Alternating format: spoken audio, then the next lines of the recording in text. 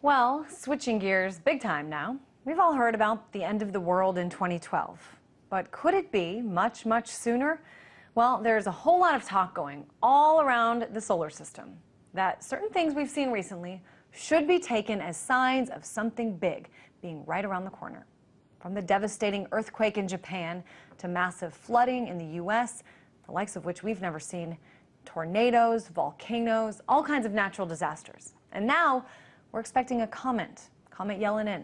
It will be coming close to Earth, relatively speaking, in just a few short months, expected here on October 16th of this year.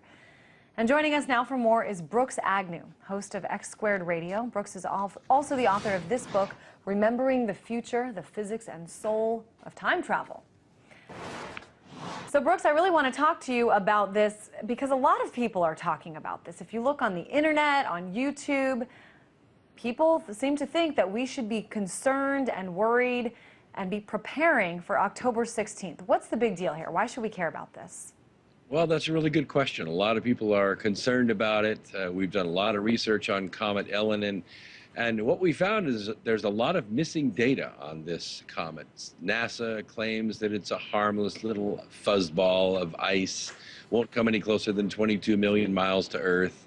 Others are saying that they're getting pictures of it, that it doesn't look like a comet, it doesn't act like a comet, it's coming in from an area that comets don't normally originate from.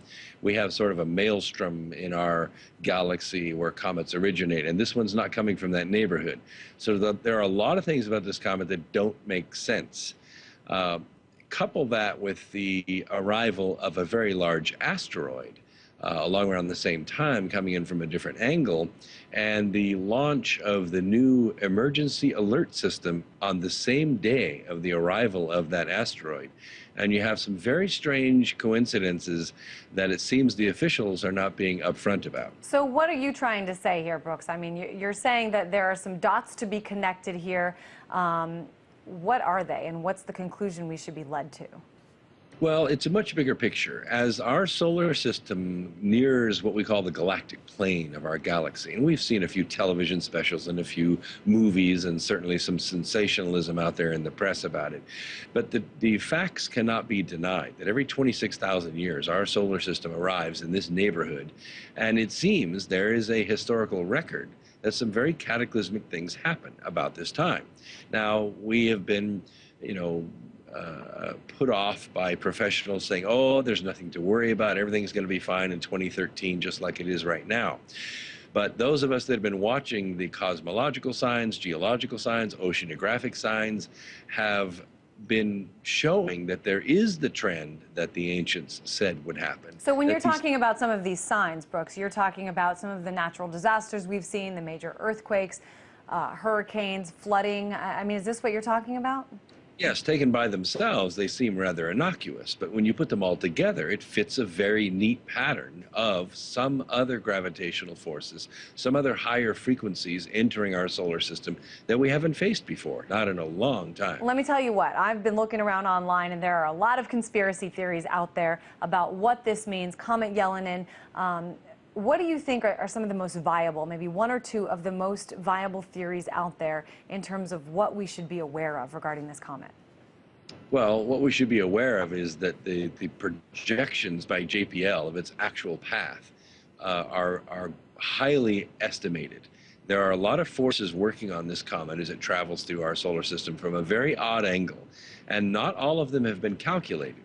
So we're kind of making a guess as to where this thing is going to end up. And a guess, may not be good enough. As the Earth gets close enough to this and other bodies like YU-55, this asteroid that's coming in, we're going to see some very near misses with our planet.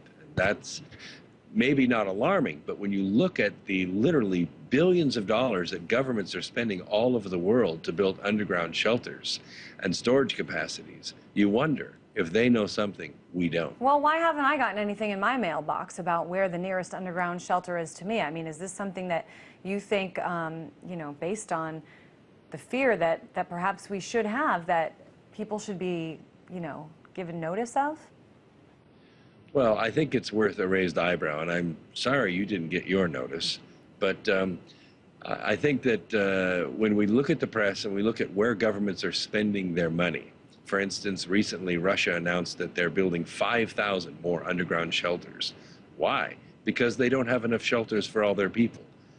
Against what?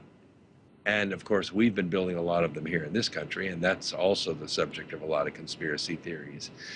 But if those kinds of shelters are being built, and we have, oh, I've just about forgot about this one, NASA's little video warning that went out to all the family of NASA employees to get their food storage together, get their water storage together, have an escape plan so that they can go from where they are to where their family is should the communication systems be knocked out. It's very real. In 1859, we had a solar storm that knocked out telegraph offices, caught them on fire, burned papers, electrocuted workers. Brooks, unfortunately, we are out of time, but certainly these are very interesting things. We appreciate you helping us make light of them. Brooks Agnew, host of X Squared Radio and author of Remembering the Future, the Physics and Soul of Time Travel. That's all the time we have. Thanks so much for watching.